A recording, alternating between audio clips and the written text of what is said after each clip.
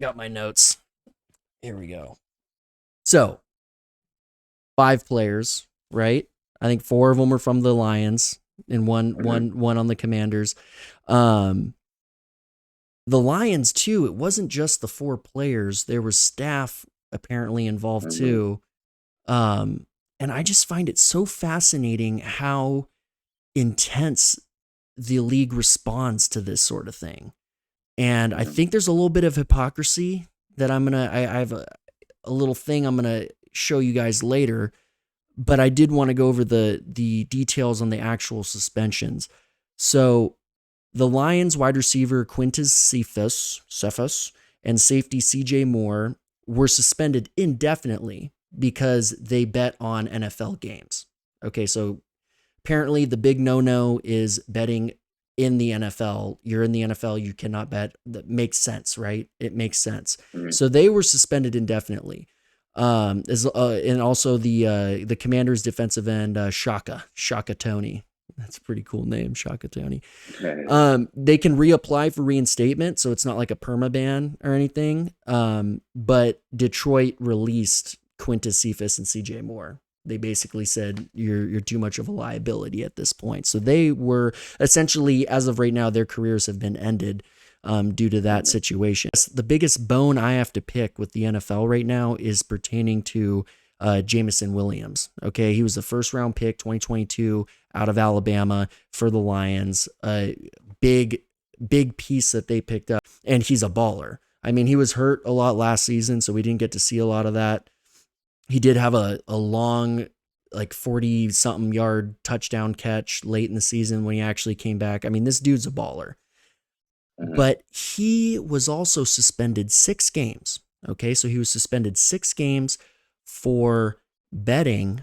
However, he was not betting on the NFL. He was not betting on any NFL-related thing. He was just in the team facility. So it was a location issue of where geographically he was located, that in the team facilities, you cannot bet on anything, whether it is chess, whether it is basketball or esports. You can't bet if you're on team facilities. But if he was at home on his couch, that bet that he placed, or those bets that he placed, would not have been an issue. The league would have found no problem with it.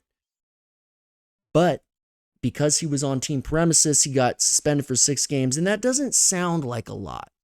You know what I mean? It doesn't sound like that's a crazy suspension. But when you look into it a little bit, you realize the gravity and the severity of that kind of suspension.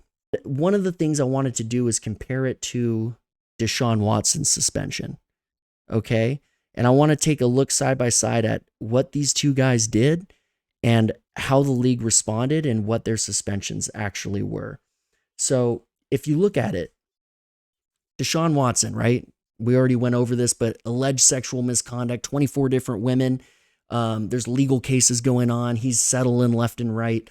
The league first suspended him for 6 games, right? So they first did it for 6, which is the same amount of time that they have suspended Jameson Williams, but they started with 6. They ended up appealing it and getting 11 games suspended from the 2022 season.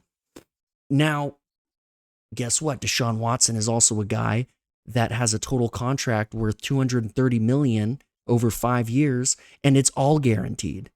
It's all guaranteed. Okay, so if you look at it side by side here, we're looking at Jameson Williams. He was on a location technicality on a rule. He gets banned 6 games, which is what originally they had suspended Deshaun Watson for. And out of that, he loses 41% of his total contract. If you put it into perspective, that is 2 more millions of dollars in penalties than Deshaun Watson. And Deshaun Watson has alleged sexual misconduct with 24 different women. And these women worked for the teams. They worked for the teams. He was in the Houston, the front office. I heard he was in the front office, and he was getting a rub and tug. Okay, and they gave him $5.6 million in penalties. Okay, his total contract is 230 million. You know what that 2.4% of your total contract? What that doesn't even mean anything. But then you get a guy like Jameson Williams. He's a rookie, young guy, right? If you put it in perspective, he's not drunk driving, killing people. He's not doing anything crazy. I mean, he's working hard. He's at the team facility. He's probably late. He's probably running some extra plays. He's probably lifting. And he goes, hey, I want to bet on a Premier League soccer game. And maybe he's in the locker room. And he goes, oh, yeah, I'll put $40 on Chelsea. Okay, maybe he said that. And now he's looking at losing almost half of his total contract. That's I mean, tough. I got a bone to pick, bro. It's just not right. It's just Yeah, not right. and this graphic right here is crazy looking at it, dude. Because I remember when Deshaun was going through this whole. First of all, Deshaun, this dude really need to be thankful to the higher ups. Just to God, honestly, man. Because this dude, 11 game suspension is nothing but grace. Okay, I thought he should have been suspended the entire season. And you know what is crazy about it as well is the fact that if just like we talked about with Jameson Williams, the guaranteed money in his contract has now become non-guaranteed. It is now evaporated because he was suspended because he broke a league rule. And I don't know if that is because of a fine print situation with rookie contracts specifically, because it's new players. They want to make sure they're on the straight and narrow. So they tell them, hey, any guaranteed money that you have will be at risk if you do anything crazy and we have to suspend you. So I don't know if that's the case, but guess what? Deshaun, if they applied that same logic to Deshaun Watson, that's $230 million. That's all, his whole contract is guaranteed. His whole contract is guaranteed. So they did not apply the same rules. And I know it probably has something to do with the fine print in these contracts, which goes back to our first statement about why having a good agent is probably a good idea so they can understand these things.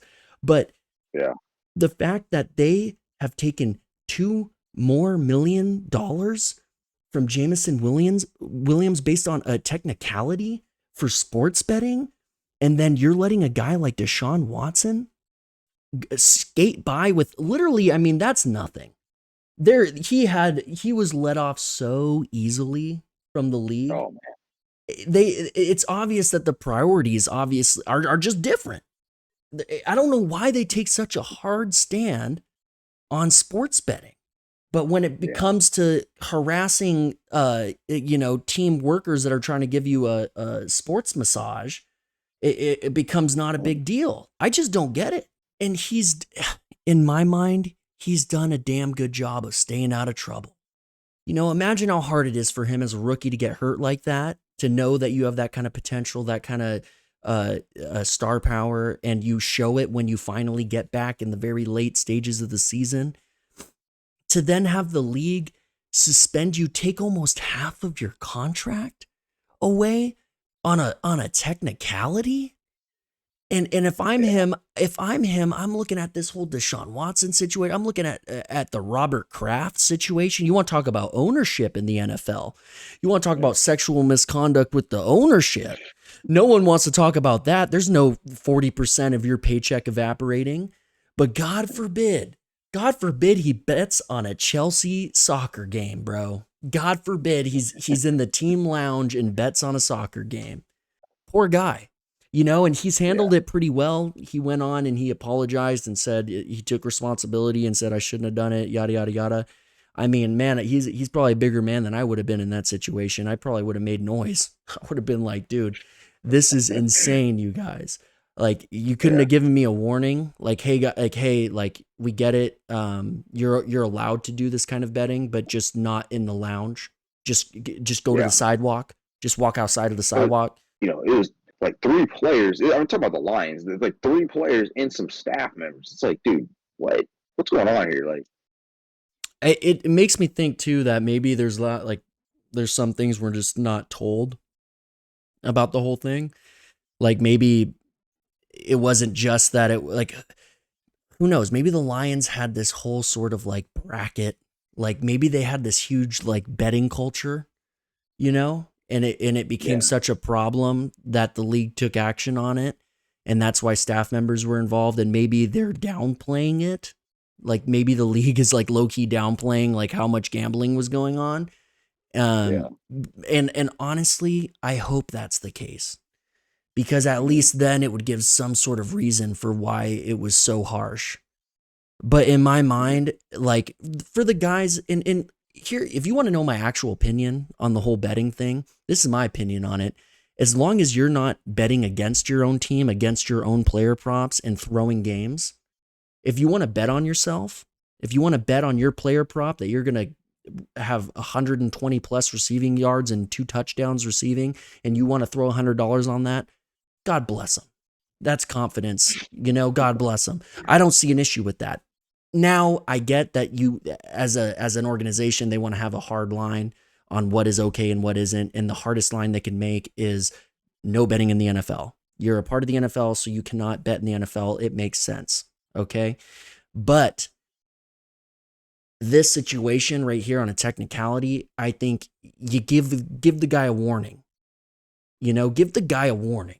And I got to give Papa Drizzy a warning after this, bro. This dude, Bobby Drizzy. Papa Drizzy in the chat, dude.